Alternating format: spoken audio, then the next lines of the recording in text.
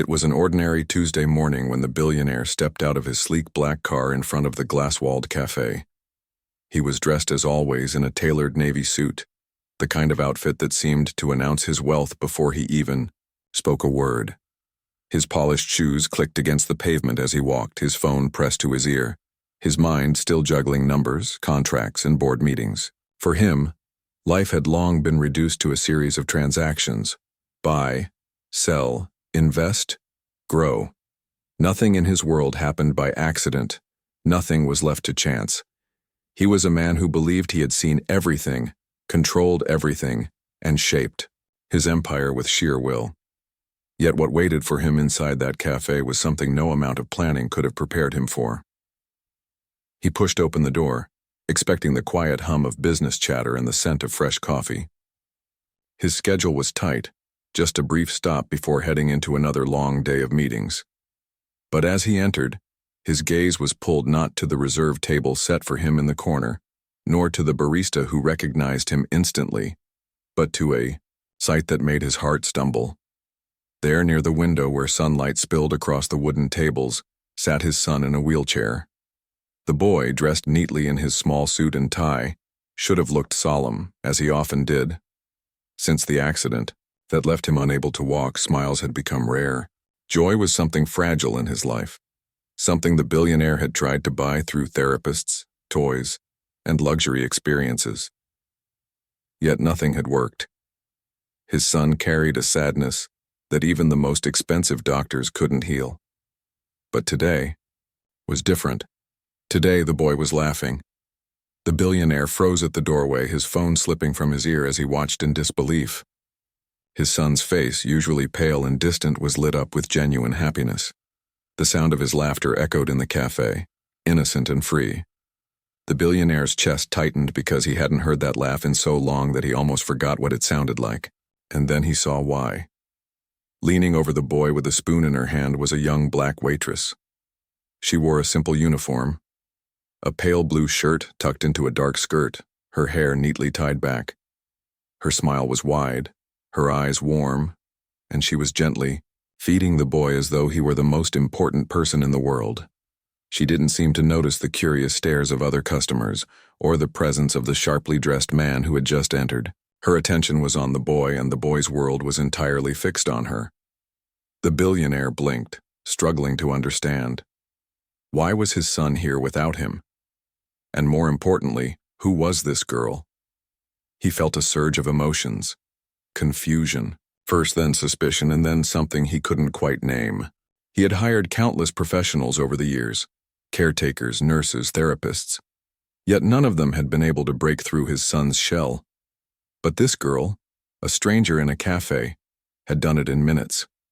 The billionaire's footsteps slowed as he walked closer. At first he thought maybe his son was just being polite, forcing a smile the way children sometimes do to please adults. But no, this was real. The sparkle in his eyes, the way his shoulders relaxed, the unguarded laughter spilling from him. It was all genuine. The billionaire's chest ached with a mixture of relief and regret. Relief because he saw his son, alive in a way he hadn't been in years, and regret because he realized how distant he had been, always too busy chasing wealth to truly notice. The boy spotted his father finally, his eyes widening with surprise and joy. "Dad," he called out, his voice full of excitement. The billionaire, who was used to being greeted with respect by business partners, with fear by rivals, and with formality by staff, was startled by the raw, unfiltered love in that single word. Before he could respond, the waitress straightened up, embarrassed. She looked as though she had been caught doing something wrong, though all she had done was show kindness. "I'm sorry, sir," she said softly, her voice respectful but steady. "He said he was hungry, and I thought I could help." The billionaire studied her face. She couldn't have been more than 20, maybe a student working part-time to support herself. Her uniform wasn't new, her shoes were worn, yet her smile carried a warmth that no money could buy. She stood nervously, still holding the spoon, unsure if she had overstepped her place. For a moment, the billionaire said nothing. His mind was racing. He wanted to ask why she thought she had the right to step in. He wanted to remind her that his son was not a charity case, that he had more resources than she could ever imagine. But those words stuck in his throat because what he couldn't deny was the truth standing before him. His son was happy, and this girl was the reason why. Instead, he pulled out a chair and sat down beside his boy. "You look different today," he said quietly, almost afraid his voice would break the spell. The boy grinned, still glowing. "She helped me, Dad. She didn't treat me like I was broken. She just talked to me, and fed me, and made me laugh." He looked at the waitress, again with gratitude shining in his eyes. "She's nice." The billionaire swallowed hard, glancing at the girl who now looked down, her cheeks faintly flushed. There was no arrogance in her, no attempt to impress. She had simply acted out of kindness, and somehow that kindness had reached the one person he had failed to reach himself. As he sat there, memories tugged at him. Memories of his late wife who used to bring that same light into their home. Memories of when laughter was common before tragedy struck. He had buried himself in business since then, thinking money could shield them from pain. But looking at his son now, he realized how wrong he had been. His child didn't need riches, he needed connection. And here was a girl who had given it, freely, without asking for anything in return. The cafe buzzed with ordinary life around them, but for the billionaire, the world had narrowed to this small moment. A moment where wealth meant nothing and a stranger's compassion meant everything. For the first time in years, he felt small, not in a humiliating way, but in a humbling way. He had built skyscrapers, acquired companies, and shaped industries. Yet he had failed to give his son the simple gift of joy. This young girl had done in minutes what he hadn't achieved in years. The billionaire sat quietly, letting the truth sink in. He didn't know yet what this would mean or how it would change things. All he knew was that this encounter wasn't ordinary. It was the start of something bigger, something that would test his pride, challenge his beliefs, and perhaps even change the course of his life. And as he watched his son laugh again, he made a silent vow. He would not let this moment slip away. The billionaire could not sleep that night. He sat in his vast bedroom staring at the ceiling while the city lights blinked through the tall glass windows of his penthouse. Normally, this was when he would be reviewing contracts or reading financial reports. But tonight, the papers lay untouched on his desk. His mind kept circling back to the small cafe, to the sound of his son's laughter, and to the image of the young waitress feeding him with such care. He felt something strange inside, a mix of warmth and unease. Warmth because his boy had finally been happy, but unease because that happiness had come from someone he didn't know, someone he hadn't chosen, someone far outside the world he controlled. For a man who built his empire by keeping everything under his control, this was deeply unsettling. He leaned forward, rubbing his forehead. How could a girl who probably earned in a year what he spent on a single luxury tie succeed where all his experts had failed? It didn't make sense. His pride whispered to him that it was just chance, a coincidence. His logical mind tried to insist that it wasn't sustainable. One afternoon of laughter didn't mean much, but another part of him, quieter yet stronger, told him the truth. What he saw in his son's eyes was real, and no amount of denial could erase it. The next morning he called his assistant. "Find out everything about that girl," he ordered. His voice was sharp, but underneath there was something else, curiosity, even a hint of desperation. Within hours, a file landed on his desk. Her name was Elena Brooks. 21 years. Old. University student. Studying nursing. Working part-time at the cafe to support herself after her parents had passed away years ago. She had a younger brother once, who had battled a serious illness until he passed away. The notes included that she often volunteered at shelters and community centers when she could spare the time. The billionaire closed the file slowly. The pieces began to connect. Her warmth, her natural way of treating his son with dignity, it all came from experience, from hardship that had carved empathy into her heart. She didn't do it for recognition or reward. She did it because she knew what it meant to struggle, Still, doubt gnawed at him. He had built his life believing that money could solve every problem. Now he was faced with a truth he couldn't buy: kindness. Could it really last? Could a girl like her truly make a difference in his son's life?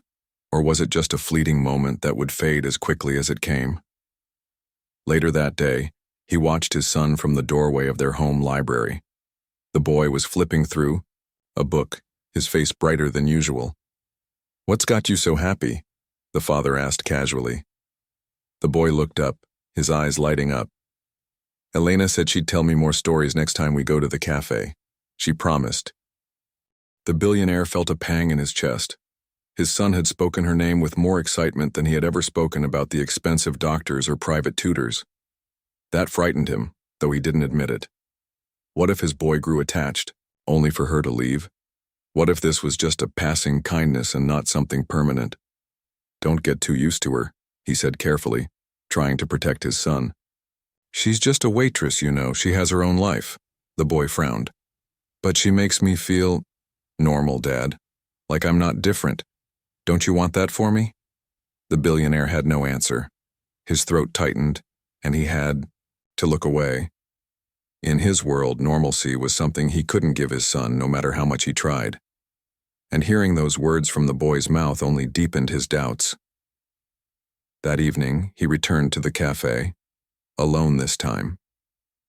Elena was there, balancing trays and serving customers with quick efficiency.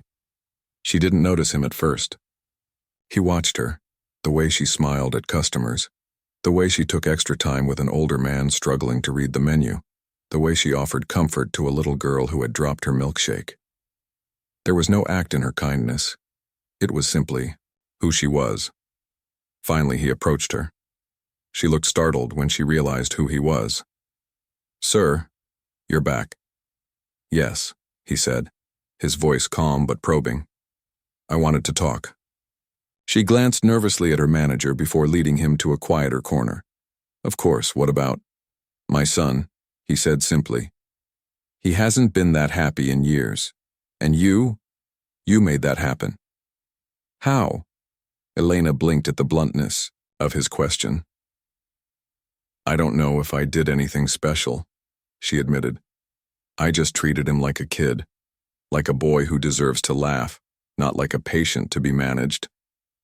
Her answer disarmed him. It was so simple, yet it struck at the very core of what he had overlooked. "You know," he said slowly, "I've spent fortunes trying to bring him happiness, experts, therapies, tutors, but nothing worked."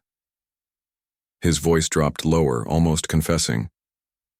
"Why would he respond to you and not them?" Elena looked at him steadily. "Because maybe he doesn't need experts right now. Maybe he just needs a friend." Those words echoed in his mind long after he left the cafe. A friend. That was what his son had been missing all along. Not just care, but companionship. Someone who didn't see the wheelchair first. But still, his doubt lingered. Could this young woman, with her kind heart but limited resources, truly be the answer his son needed? Or was he setting both of them up for disappointment? That night, as he tucked his son into bed, the boy whispered, "Dad, do you think Elena will come again?" The billionaire hesitated, looking into his son's hopeful eyes. In that moment, his doubt clashed with his desire to protect his boy's fragile happiness. "If she wants to," he said softly. The boy smiled, drifting into sleep with a peace the father hadn't seen in years. The billionaire stood there long after, torn between fear and hope. For the first time in his life, he realized there was something he couldn't control with contracts or money. He could only choose whether to trust, and that terrified him more than any business deal ever had. Elena closed the cafe late that night, her feet aching from hours of standing, her hands raw from carrying trays, wiping tables, and washing dishes. Most of her coworkers had already gone home, but she stayed behind to help clean as she always did. The cafe didn't pay much and tips were uneven, but it was enough to cover part of her rent and buy groceries. She needed every penny, so she never complained.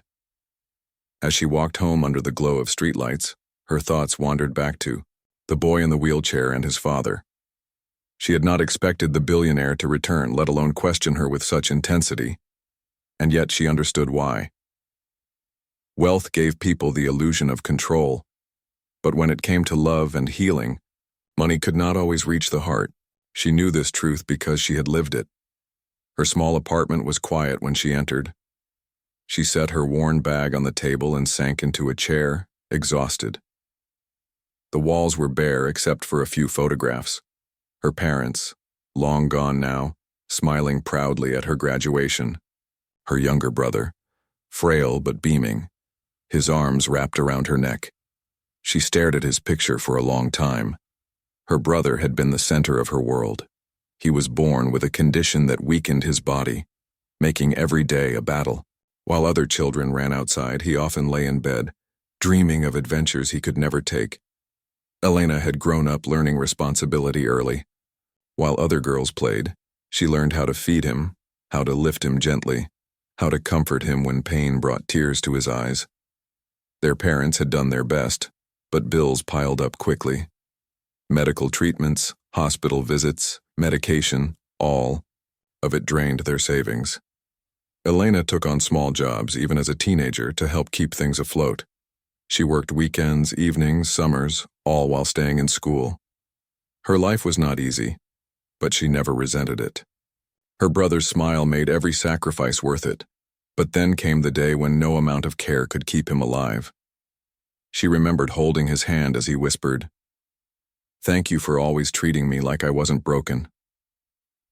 Those words carved themselves into her soul. After he was gone, she carried that promise with her, to always see people as whole, even when the world only saw their weakness. That was why, when she saw the billionaire's son sitting quietly in the cafe, that day she hadn't hesitated. She had recognized the look in his eyes, the same loneliness her brother used to feel. She had known instantly what he needed, not pity, not distance, but companionship. So she had given him her time, her smile, and her stories. And it had worked. His laughter had been like music, reminding her of her brother's laughter. Still, life for Elena was far from easy. After losing her parents, she had been forced to take on even more responsibility. She studied nursing during the day, determined to build a career that would allow her to help others while also securing a better future for herself. At night, she worked at the cafe. Her grades were good, but exhaustion followed her everywhere. Rent was due soon, and she worried constantly about making ends meet. Her friends often told her she was too soft, too willing to give without thinking of herself. But Elena didn't see it that way. She believed kindness was not weakness. It was strength. Even when she was tired, even when life seemed unfair, she chose to keep giving, because she knew that one small act could change someone's day, and sometimes even their life. The billionaire, meanwhile, couldn't stop thinking about her. He had expected to find flaws in her story, something to confirm his suspicion that her kindness was only temporary or self-serving. But the more he learned, the more he saw the truth. She was genuine. She had nothing to gain from helping his son, and yet she had done it freely. One afternoon, he returned to the cafe again. This time, he came without his son. He sat at a corner table and watched Elena move between customers, her energy bright even when she was clearly tired. When she finally noticed him, she approached cautiously. "Sir, is everything all right?" she asked. He nodded. "I just wanted to talk again. Not about business, about you." She blinked, surprised. "Me?" "Yes." He leaned forward, his eyes narrowing with curiosity. "Why do you work so hard? Most people your age are out enjoying life. You're carrying burdens that aren't yours anymore. Why?" Elena hesitated. She rarely spoke about her struggles, but something in his tone, half challenge, half genuine interest, made her answer. "Because I know what it feels like to be overlooked. My brother, he spent his whole life being stared at, pitied, or ignored. People didn't see him for who he was. They only saw his illness. I promised him I would never treat anyone that way. So if I see someone struggling, I try to make them feel seen. The billionaire sat back, her words hitting him like a quiet storm. He thought about his own son, how often people whispered behind his back, how even he had sometimes looked at the boy with sorrow instead of strength. It was a painful realization. "You're stronger than most people I know," he said finally. Elena shook her head. "I'm not strong. I just try." But the billionaire disagreed. Strength, he realized, was not in wealth or power. It was in the ability to keep giving, even when you had little left. And Elena embodied that strength more than anyone he had ever met. As the days passed, the bond between Elena and the boy grew deeper. She visited whenever she could, sometimes at the cafe, sometimes invited quietly to their home. She played games with him, told him stories, even helped him with his schoolwork. The boy's progress astonished his father. He was brighter, braver, more talkative. He began to dream again, to speak about things he wanted to do, places he wanted to see. But Elena's own struggles didn't disappear. She still returned each night to her tiny apartment, counting coins to pay bills, studying late into the night, and waking up early for classes. She never mentioned her hardships to the billionaire or his son. She didn't want their pity. She only wanted to give what she could. And yet, the billionaire noticed. He saw the tired lines under her eyes, the way her hands trembled slightly from overwork, the worn-out shoes she tried to hide. It stirred something inside him, not just gratitude but a desire to help. At first, his pride resisted. He was not used to giving without a contract, without strings. But slowly, he began to realize that this young woman was teaching him a lesson he had forgotten long ago: humanity. One evening after she had left, his son said softly, "Dad, Elena makes me feel like I can do anything." The billionaire sat beside him, humbled. "She makes me feel that way too, son." For the first time in years, the billionaire admitted something to himself. He envied Elena. She had no wealth, no empire, no power. Yet she had managed to achieve what he could not. She had given his son hope. And in that realization, he began to wonder. Maybe helping Elena would not just change her life, maybe it would change all of theirs. The weeks that followed felt different in the billionaire's household. The air no longer carried the same heaviness it once did. For years, silence had lingered in the halls, broken only by the sound of machines, caregivers' instructions, and the boy's quiet sighs. But now laughter had returned. Not every day, not always loud, but enough to remind the father of what home was supposed to feel like. And it was because of Elena. Every time she visited, his son lit up. He would ask endless questions, tell silly jokes, and share his dreams without hesitation. Elena never dismissed him, never interrupted him, never made him feel small. She listened, with the kind of attention that told him he mattered. The father, watching quietly, was struck by how easily she made his boy feel whole. One afternoon, Elena sat with the boy in the library, helping him piece together a puzzle. The billionaire leaned against the doorway, pretending to read a report but really listening to their conversation. "Do you think I'll ever be able to climb mountains, Elena?" the boy asked suddenly. Elena paused, looking at him gently. "Maybe, not the way others do," she said honestly. "But there are many ways to climb mountains. Some people do it with their feet. Some do it with their minds. And some do it with their hearts. You've already climbed more mountains than most people just by being strong every day." The boy thought about that, then smiled. "Then I guess I'm already a climber." The billionaire's chest tightened at her words. He had spent years trying to fix his son's body, forgetting that strength also lived in the spirit. Elena saw it so clearly, and her words gave his son the courage he had been missing. That night, after Elena left, the billionaire sat alone in his study. He poured himself a glass of whiskey but didn't drink it. Instead, he thought about the way his son had looked at her, the way hope had replaced sadness in his eyes. He realized that for the first time in years, his boy believed in tomorrow. And it was not because of wealth or doctors, it was because of her. He opened his laptop, scrolling through his financial documents. Billions sat in his accounts, investments stretched across the globe. Yet he felt strangely powerless. Money could build skyscrapers, but it couldn't build trust. It could buy medicine, but it couldn't buy joy. He had measured life in profit and loss for so long that he had forgotten the true value of love. The turning point came one rainy evening. The billionaire's driver had just dropped him near the cafe, and as he stepped out, he noticed Elena walking quickly under an umbrella. Her uniform was damp, her shoes soaked, but she moved with the same determined pace she always carried. For a moment he simply watched. She didn't know he was there. She thought she was invisible in the world, just another tired worker rushing home. But to him, she was the person who had opened a door he hadn't even realized was closed. "Wait," he called out, his deep voice carrying through the rain. She turned, startled to see him there. "Sir?" He approached, his umbrella shielding her as well. "Why didn't you tell me?"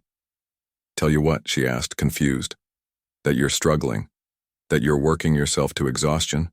That you're barely making ends meet." His tone was not judgmental, but full of concern. Elena shook her head firmly. "Because it's my life, my responsibility. I don't need saving, sir. I just need to keep going." Her words struck him again. Strong, proud, unyielding. She was not asking for charity. She was simply surviving with dignity. He admired that, even as it pained him. "I've spent my whole life believing money can fix everything," he admitted quietly, almost more to himself than to her. "But then you came along and you showed me something I had forgotten, how powerful kindness is, and now I can't stand watching you carry this alone." Elena looked away, her throat tight. She had learned long ago not to expect help from anyone. Yet here was a man who had everything, speaking with humility instead of pride. The billionaire continued, his voice softer. "You gave my son back his smile.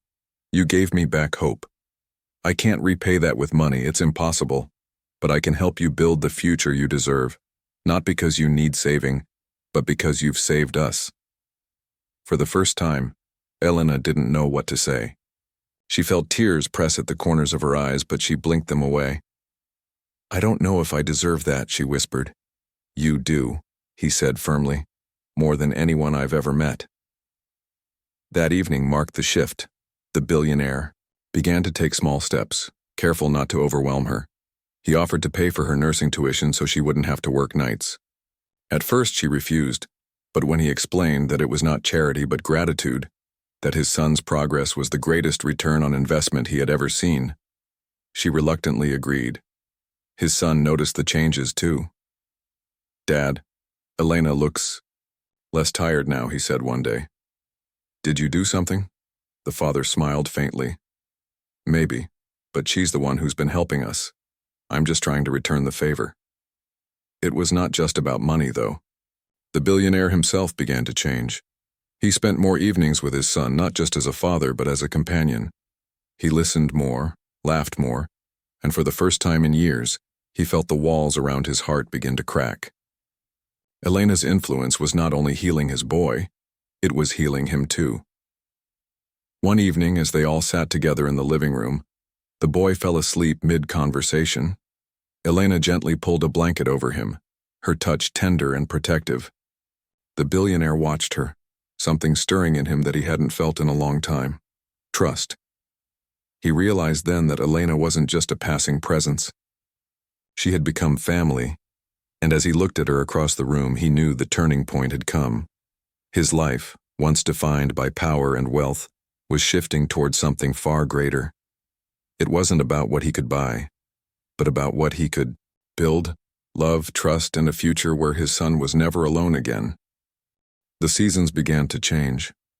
What had started as a chance encounter in a cafe grew into something none of them had expected. The billionaire's house, once cold and quiet, now held warmth again. Laughter echoed down its hallways.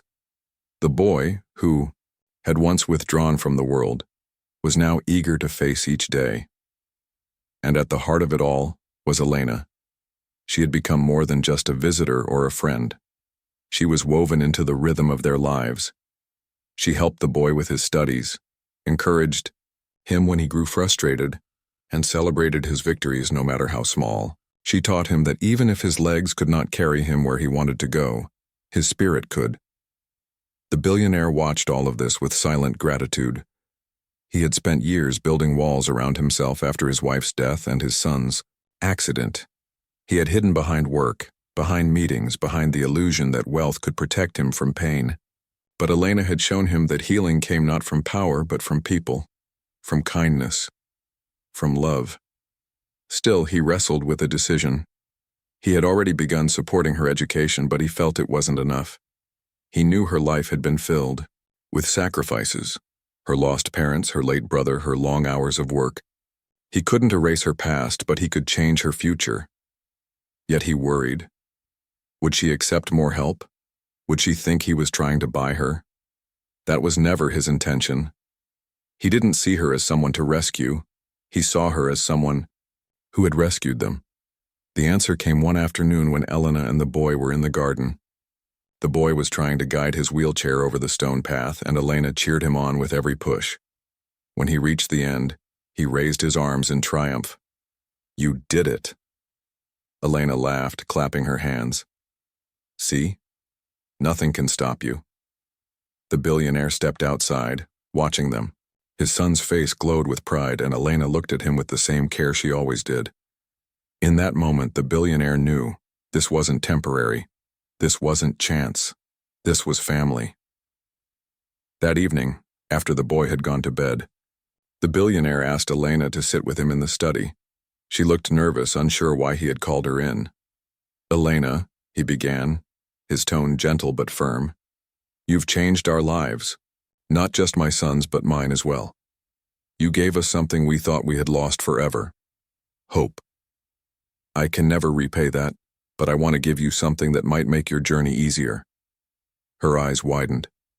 "Sir, I don't—" "Please, let me finish," he said. "You've carried so much on your shoulders for so long. You deserve a future where you don't have to fight every day just to survive. I want to set up a scholarship fund in your name. Not just to cover your studies, but to give you the freedom to pursue your dreams without worry. And when you graduate, if you wish, I'd like to help you open a clinic, a place where you can care for others the way you've cared for my son." Tears filled her eyes before she could stop them.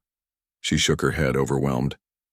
"I don't know what to say. I don't know if I can accept something so big." The billionaire leaned forward, his voice soft but steady.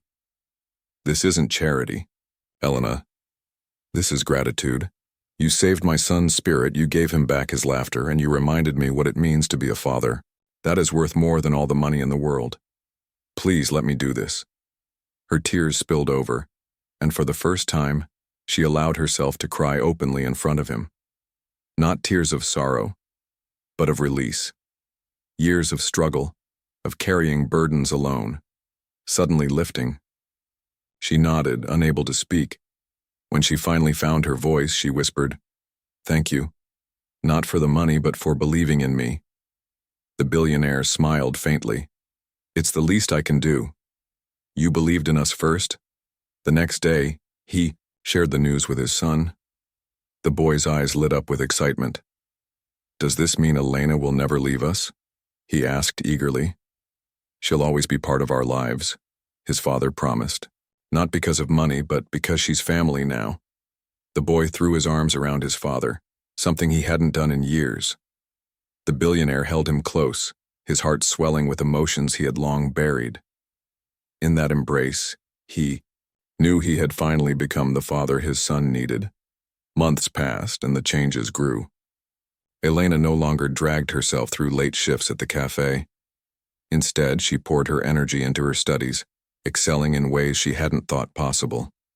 Her bond with the boy grew even deeper. Together, they read books, explored gardens, and shared dreams of the future. And through it all, the billionaire stood by them, no longer just a man of wealth, but a man who had rediscovered love, purpose, and joy. On the day Elena graduated, the boy insisted on wheeling himself across the stage to hand her a bouquet of flowers. Cameras flashed, applause rang out, but in that moment the only thing that mattered was the look on Elena's face. the mixture of pride, gratitude, and disbelief that her life had truly changed. Later, at the celebration dinner, the billionaire raised a glass. "To Elena," he said, his voice thick with emotion. "The young woman who reminded us all what true strength looks like. May her kindness continue to change lives, as it changed ours." Everyone clapped, and Elena lowered her head, her cheeks flushed, her heart full. She had never imagined her life would take this path. She had once been just a tired waitress struggling to survive. But now she was building a future where she could help others, where her brother's memory lived on through her work, where her kindness had created ripples she could never have predicted. And the billionaire? He had learned the greatest lesson of all, that wealth is not measured in dollars but in the lives you touch. From that day forward, the boy, his father, and Elena walked their journey together, not as billionaire, waitress, and child, but as family bound by something stronger than circumstance: love. And so what began as an ordinary encounter in a cafe became the turning point of 3 lives, a story of kindness, healing, and the reminder that one act of compassion can change everything.